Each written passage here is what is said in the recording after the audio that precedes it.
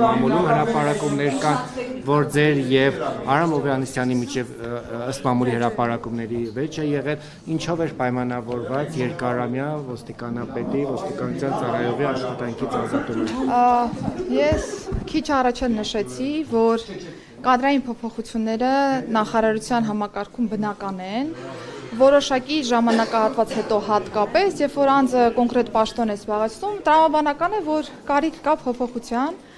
եւ այս դեպքում եղել է հենց այդպիսի որոշում, այսինքն գնահատել ենք, որ կադրային փոփոխությունը այս պահին տվյալ պաշտոնի համար կարևոր կլինի, որպեսզի ոչ թե այն տրամաբանությունը նկատի ունենալով, որ ինչ-որ մի բան վատ է կամ չգիտեմ ինչ-որ մի բան չի գնահատվել կամ չի արժևորվել պարոն Հովհաննիսյանի աշխատանքը, բնավ ոչ, այլ հակառակ տրամաբանությունն է եղել, որ որոշակի ժամանակահատված հետո պաշտոնատար անձի փոփոխությունը կարող է դրական փոփոխություն նաև բերել որոշակի մոտեցումների հարցում, նոր շունչ հաղորդել աշխատանքներին, նոր մոտեցումներ ձևավորել, նոր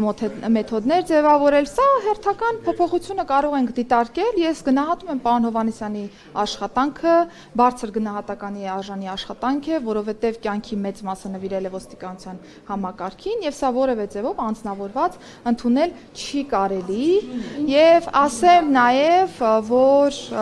այն բոլոր փաստարկները կամ այն բոլոր մտքերը, որոնք որ մամուլում տարածվում են, դրանք բոլորը բացարձակապես չեն համապատասխանում։